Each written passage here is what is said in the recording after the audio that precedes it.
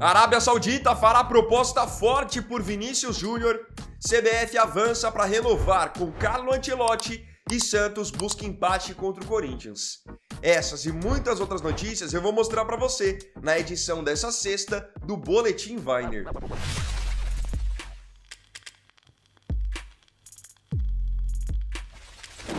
Nessa sexta-feira, a galera do Pix do Milhão vai fazer mais um sorteio que vai fazer um novo milionário. Toda sexta-feira, eles sorteiam R$1 milhão e você pode participar das próximas premiações. Quase todo dia é feito um sorteio de R$100 mil, Raspou ganhou de R$20 mil e toda sexta-feira, aí sim, o sorteio de R$1 milhão. Essa condição você encontra no Pix do Milhão, que é um clube de benefícios, onde você consegue adquirir pontos para trocar por experiências, descontos nas principais lojas do Brasil e ainda por cima participa desses sorteios que podem mudar a sua vida. Se depois você quiser conhecer o Pix do Milhão para ter a chance de todo dia praticamente participar de um sorteio desse, você pode só escanear o QR Code aqui ou clicar no link que eu vou deixar na descrição. Lembrando que tudo que a galera do Pix do Milhão faz é totalmente regulamentado. Final da Copinha definida. A final da Copinha desse ano já está definida. Ontem nós tivemos o segundo jogo da semifinal entre São Paulo e Ibrachina. Lembrando que, na quarta-feira, o Cruzeiro já tinha batido o Grêmio de virada e já tinha garantido a sua vaga para a final. Ontem, em jogo realizado no estádio do Morumbi, o São Paulo levou a melhor sobre o Ibrachina. Venceu por 4-1. Só para vocês terem uma ideia da superioridade do São Paulo, com mais ou menos 20 minutos de jogo, o tricolor já vencia por 2-0. Então o São Paulo agora vai para a decisão com a chance de emplacar o seu segundo título consecutivo, já que no ano passado o São Paulo venceu a Copinha em cima do Corinthians. São Paulo e Cruzeiro farão a final da Copinha no dia 25, neste próximo domingo, que é o dia do aniversário da cidade de São Paulo. O jogo vai acontecer às 11 horas da manhã no estádio do Pacaembu.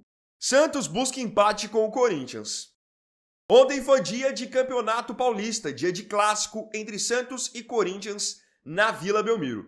Tínhamos de um lado Yuri Alberto, do outro lado Gabigol, e foi justamente desses dois os gols que saíram na partida. O Corinthians fez um primeiro tempo muito bom, acabou abrindo o placar com o Yuri Alberto minutos depois de o próprio Yuri Alberto ter perdido um pênalti, e aí depois o Santos no finalzinho, com o gol de falta do Gabigol, conseguiu o empate. E aí para vocês verem como o futebol é maluco, o futebol é totalmente imprevisível. Quem assistiu o primeiro tempo até a metade do segundo, estava vendo um Corinthians amplamente superior. Todas as segundas bolas eram do Corinthians, o Corinthians ganhava todas as divididas, conseguia atacar com facilidade e o Santos sem criatividade nenhuma. Aí chega no finalzinho, o Santos acha um gol na cobrança de falta do Gabigol, que é um lance que está gerando polêmica, porque muitos estão dizendo que não foi falta do Gustavo Henrique em cima do Lautaro. Tem até uma câmera que mostra que, na verdade, o Lautaro que pisa no pé do Gustavo Henrique. Só que aí na cobrança de falta o Gabigol bateu forte por fora da barreira e o Hugo aceitou. E aí, com todo respeito ao Hugo, se ele quer ser um goleiro de seleção brasileira, ter chances de estar na Copa do Mundo, um goleiro do nível dele não pode tomar gol de falta com a falta indo no canto dele. Placar final então, 1-1 entre Santos e Corinthians, e isso mostra de novo que o futebol não entra por muitas vezes mérito nenhum. Se fosse por mérito, acho que o Corinthians poderia ontem ter ganhado até por 2 gols de diferença. Mas como tudo é imprevisível, o Santos acabou cavando esse empate dentro de casa. Goleiro Denis volta a ser relacionado. Você se lembra do goleiro Denis? O goleiro Denis é provavelmente, ou foi provavelmente, o reserva mais famoso do Rogério Ceni no São Paulo. O Rogério jogou, vocês sabem, até mais de 40 anos, e o Denis por muitos anos foi o reserva imediato do Rogério. Jogava quando o Rogério estava suspenso, ou então estava lesionado, mas todo mundo sabia que não era um goleiro do mesmo nível. Depois que o Denis saiu do São Paulo, ele seguiu a sua vida, passando pelo Figueirense de Santa Catarina, passando pelo futebol português, futebol grego, e já tem alguns anos que ele está na equipe do Sport, o tradicional Sport Recife. Mas vocês devem ter notado que o Denis não vinha jogando, ninguém nunca mais havia falado sobre ele. Tudo isso porque o Denis passou por um grande drama nesses últimos 2 anos. Ele não joga uma partida desde novembro de 2023, quando o Sport enfrentou o Mirassol pela Série B. Nesses últimos 2 anos, o Denis acabou passando por 4 cirurgias no joelho. Ele teve a infelicidade de sempre que voltava de uma cirurgia e se recuperava, ter uma outra lesão que novamente o colocava no departamento médico. Então nessa brincadeira aí, nessas 4 cirurgias, ele perdeu 2 anos. Agora, nessa semana, aos 38 anos, o Denis voltou a ser relacionado pela primeira vez depois dessas 4 cirurgias. O esporte o relacionou para a partida contra o Decisão pelo Campeonato Pernambucano. Ele foi relacionado, mas não jogou. Mas podem ter certeza que para ele, que ficou tanto tempo parado sem sentir a atmosfera de um jogo, só o fato de ele estar lá e aquecer já foi um grande feito. Lembrando, Denis está com 38 anos. Miguel Trauco sob forte acusação. Miguel Trauco, esse nome é familiar para você? O Trauco, há alguns anos, jogou aqui no Brasil pelo Flamengo, passou também pelo Coritiba e hoje se encontra no Alianza Lima do Peru. Jogador que por muitas vezes também serviu a sua seleção, a seleção peruana. O Alianza Lima, time do Trauco, acabou de soltar um comunicado oficial dizendo que o Trauco e mais 2 jogadores do elenco estão suspensos por tempo indeterminado. De acordo com o jornal argentino A24, uma mulher de 22 anos está acusando o Trauco e 2 companheiros dele de Alianza Lima de agressão sexual. Ela alega que esse caso aconteceu em Montevideo, no Uruguai, durante a pré-temporada do Alianza Lima. Com isso, o clube acabou se posicionando dessa maneira, dizendo que o Trauco e os 2 companheiros estão suspensos por tempo indeterminado, enquanto as investigações estiverem acontecendo. Agora, só as investigações vão poder dizer se de fato Trauco e seus companheiros têm culpa ou não nessa história. Não dá pra gente também sair julgando antes da hora, porque já vimos outros casos envolvendo jogadores de futebol em que o cara é acusado e no fim a história não procedia. Muito porque, muitas vezes, algumas mulheres interesseiras se envolvem com jogadores por interesse. Tem quem também faça besteira, cometa crime? Claro que tem. Mas nesse caso a gente precisa aguardar mesmo as investigações antes de tirarmos conclusões precipitadas. Seleção vai renovar com Ancelotti. Boa notícia pra gente que gosta de seleção brasileira. A seleção está avançando para renovar o contrato de Carlo Ancelotti. O Ancelotti, quando chegou à seleção brasileira no ano passado, ele chegou com a missão de comandar o Brasil só na Copa do Mundo desse ano de 2026. Só que o trabalho foi iniciado, o Ancelotti foi se identificando com a seleção brasileira, gostando de exercer esse cargo, e agora a informação divulgada pelo portal do GE e por vários outros veículos é de que a CBF chegou a um acordo para renovar com o Ancelotti até 2030. Então nós teríamos ele já para essa Copa de 2026 e ele teria um ciclo completo pensando na Copa de 2030. E claro que isso é muito bom, é muito positivo, porque fica complicado a gente cobrar um grande resultado do Ancelotti com ele tendo pouco tempo de trabalho para essa Copa de 2026. Agora, ele tendo um ciclo inteiro por 4 anos, aí sim nós vamos poder esperar resultados ainda melhores e ele também montar uma equipe com muito mais a cara dele. Porque, querendo ou não, desde que o Ancelotti chegou na seleção, ele tem convocado muitos jogadores que já eram chamados por outros treinadores. Exatamente também porque ele não tem tanto tempo para realizar os seus testes. Já pensaram termos um técnico do nível do Ancelotti por 2 Copas? Eu, particularmente, acho que seria fantástico. E você? Unai Emery empurra seu jogador. Ontem aconteceram partidas da Liga Europa e um dos times que foi a campo foi o Aston Villa da Inglaterra, que fora de casa venceu o Fenerbahçe da Turquia pelo placar de 1-0.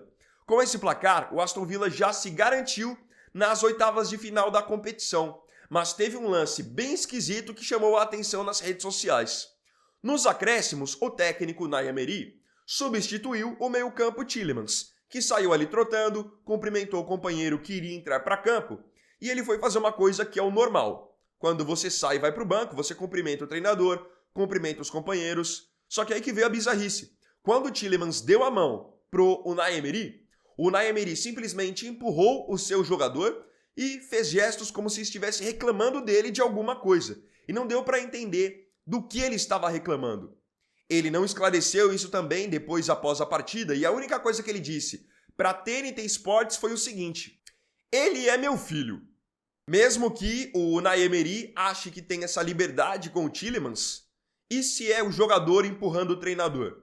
E aí ele vai e diz, ele é meu pai. Não acho que seja nada grave, mas foi algo bem estranho e que pode depois fazer com que o Tielemans fique bravo com ele. Nós já vimos outros casos de treinadores que se perderam na liberdade com os seus jogadores e a relação deles ficou estremecida.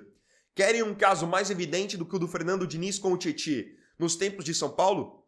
O Diniz foi o cara que oportunizou o Tietê nos tempos de Audax. Foi no Audax que o Tietê conseguiu aparecer mais para o futebol brasileiro, foi contratado pelo Palmeiras, só que aí isso não dava ao Diniz o direito de falar com o Tietê do jeito que ele quisesse. E foi isso que acabou pegando mal por muito tempo entre eles.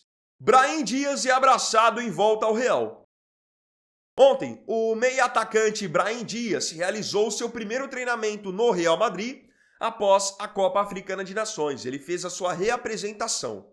E ele foi flagrado pelo programa El Chiringuito saindo do CT do clube, nitidamente chateado, estava ali no banco do carona, chateado. E não é para menos, perdeu a Copa Africana de Nações com a sua seleção, com ele perdendo um pênalti no último lance de cavadinha. E o que foi legal? Que os torcedores do Real Madrid se reuniram na frente do CT para prestar apoio ao Brahim Dias. Alguns cartazes, alguns torcedores dando mensagens de apoio, e ele recebeu esses torcedores bem na saída do CT. Pela gravidade do que foi a final da Copa Africana de Nações, tenho certeza que o Brahim Dias vai demorar um bom tempo para digerir tudo o que aconteceu. Vai ficar chateado mesmo.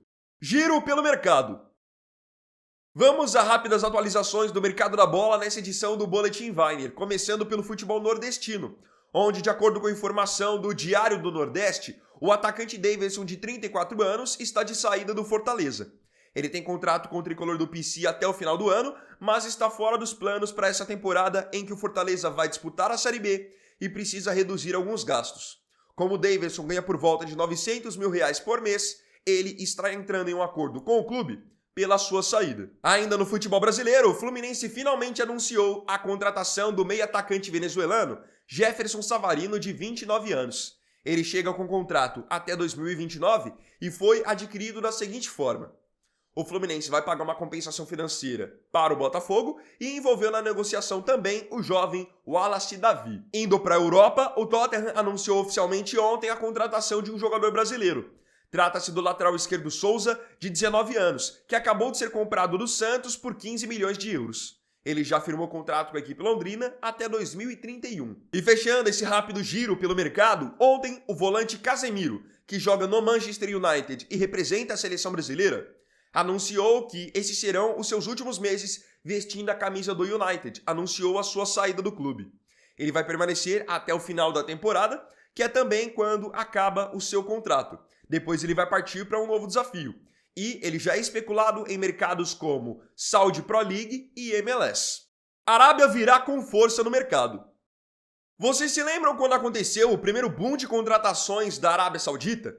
Entre 2022 e 2023, eles começaram a contratar vários nomes badalados do futebol europeu, como Cristiano Ronaldo, Neymar, Benzema, Mahrez, Kanté e por aí em diante. Depois eles deram uma pausa nos seus altos investimentos, começaram a procurar mais por jogadores jovens. Só que agora, pós-Copa do Mundo de 2026, eles prometem voltar com força para o mercado. Segundo informação do portal TalkSport, faz parte do planejamento das equipes da Arábia Saudita contratarem pelo menos 50 novas estrelas na próxima janela de verão. Então eles vão aguardar o fim da próxima Copa do Mundo para que eles possam atacar as equipes europeias, tirando deles algumas das suas principais referências. O TalkSport divulga que 4 nomes são tratados como prioridade lá na Arábia.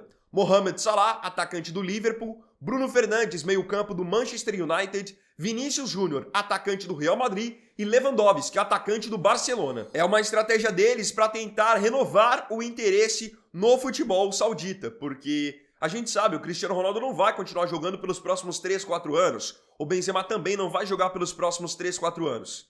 Então eles vão tentando renovar as suas estrelas para manter o interesse lá em cima. E é por isso que querem tanto o Vini Júnior. Vini Júnior segue na mira da Arábia. Complementando a informação do TalkSport, temos a informação do jornalista Ben Jacobs de que a Arábia Saudita vai com força total para tentar contratar o Vinícius Júnior agora no meio do ano. Vários times da Arábia estão interessados em contratar o Vini Júnior, mas tem um grande favorito que está de olho nele há pelo menos 2 anos. Esse time é o Al Ahly. O Al Ahly está pretendendo oferecer para o Vinícius Júnior um contrato que no total vai dar para ele mais de 1 bilhão de euros. Não estou falando 1 milhão, estou falando 1 bilhão. Contrato para entrar na história. Hoje o Vini Júnior tem na mesa já uma oferta de renovação com o Real Madrid, Mas a proposta, por enquanto, não atende às exigências do jogador. O Vini quer ter o mesmo salário que o Mbappé tem no Real Madrid, mas por enquanto o clube espanhol não quer proporcionar isso para ele. Aí fica no bastidor a possibilidade de ele ganhar um bi na Arábia Saudita. Hoje seu vínculo com o Real Madrid vai até 2027. Não tem feito uma boa temporada, tem sofrido com críticas, vaias da torcida do Real Madrid. De repente o cara se cansa de tudo isso e fala, beleza, vou ganhar dinheiro na Arábia. É claro que você jogando no Real Madrid, você tem a visibilidade, você disputa uma Liga dos Campeões, você fica mais em visibilidade pensando em seleção. Só que essa possibilidade de você ganhar um contrato de 1 bilhão de euros é uma oportunidade que pode nunca mais bater na sua porta. Tem esse lado também. Não dizendo que dinheiro seja um problema para o Vinícius Júnior, que já ganha muito bem no Real Madrid. Mas o que a Arábia pode oferecê-lo, o Real Madrid não vai oferecer. E aí fica o questionamento, será que com a atual situação do Vini no Real Madrid valeria a pena ele sair e aceitar essa proposta estratosférica saudita? Não se esqueça de comentar.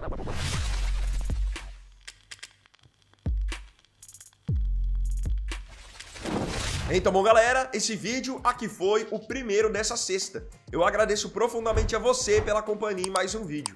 Se tiver gostado, deixe o seu like, se inscreva no canal e compartilhe também. Então é isso, galera. Tamo junto, até mais tarde e até o próximo vídeo. Fiquem com Deus. Vini Wagner aqui, valeu, falou e fui!